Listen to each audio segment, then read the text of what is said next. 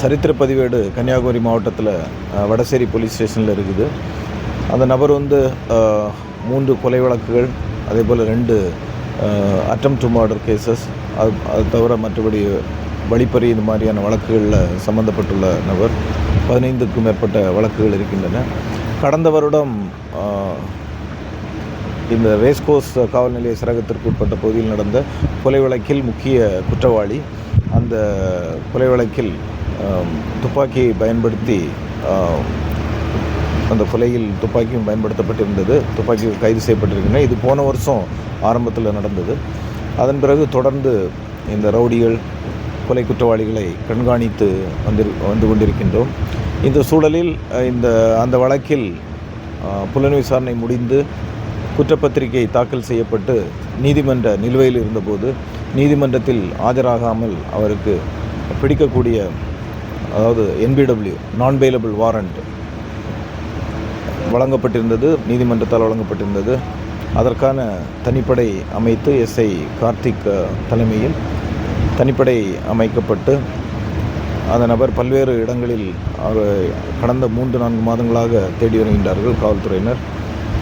இதில் ஒரு 15-20 நாட்களுக்கு முன்பு அந்த நபர் வேறு மாநிலத்தில் தங்கியிருப்பதாக தகவல் தெரிந்து அங்கும் தனிப்படை சென்று தேடிய போது அங்கிருந்து தப்பிவிட்டார்.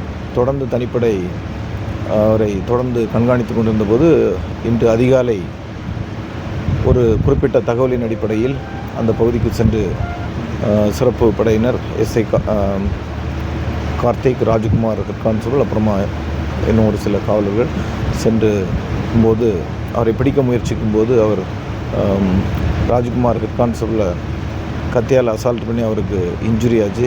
இமீடியட்டாக ஏற்கனவே அவர் கொலை குற்றவாளியாக இருப்பதால் காவலர்களை தாக்கி அவர்களை கொல்வதற்கு வாய்ப்பு இருக்கிறது என்ற ஒரு அடிப்படையில் அந்த நபரை துப்பாக்கியால் SI கார்த்திக் 3 முறை சுட்டு 2 ஷாட் காலில் பட்டிருக்குது. உடனடியாக மருத்துவமனைக்கு எடுத்து செல்லப்பட்டு GHல அட்மிட்டில் இருக்கிறாரு.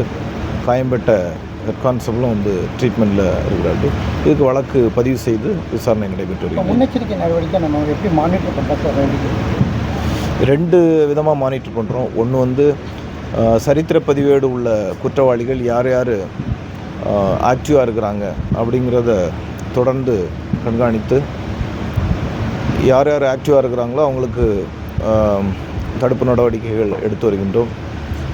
அதே போல் குற்ற வழக்குகளில் சம்பந்தப்பட்டு தொடர்ந்து குற்ற வழக்குகளில் ஈடுபட்டு பொது அமைதிக்கு பங்கம் விளைவிக்கக்கூடிய நபர்களை குண்டர் சட்டத்திலும் கைது செய்கிறோம். அதே போல் பதிவு செய்த வழக்குகளில் முறையாக சரியாக புலன் விசாரணை செய்து சரியான சாட்சியங்களை சேகரித்து நீதிமன்றத்தில் குற்றப்பத்திரிகை தாக்கல் செய்து நீதிமன்றத்திலும் தொடர்ந்து அவர்கள் வழக்குகளில் ஆஜராவதை தொடர்ந்து கண்காணித்து வருகின்றோம். நீதிமன்றம் அந்த மாதிரியான குற்றவாளிகள், முக்கியமாக ரவுடி